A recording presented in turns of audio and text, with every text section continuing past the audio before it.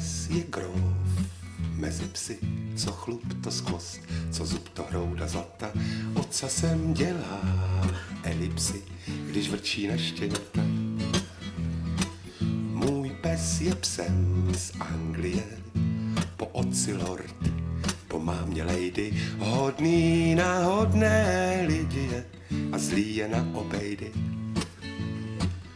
Můj pes má duši, 4 nohy, ocas a uši, chlupaté tělo, krásné, chytré, ale tvrdohlavé čelo, jenom maso a kosti, kouše debilní hosti, jinak se chová vhodně, já ho miluji hodně.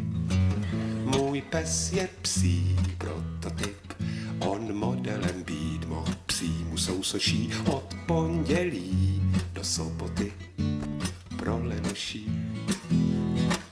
Můj pes je rek, hrdina, běda lumpovi, jenž by na práh šláp supnut by byl jako malina.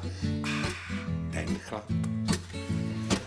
Můj pes má sílu, jak se má k jídlu, tak i k dílu.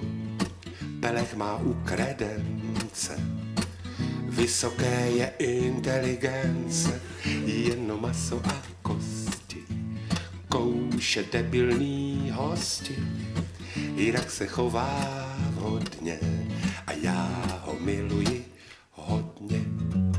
My dog is a dog number 1, yeah.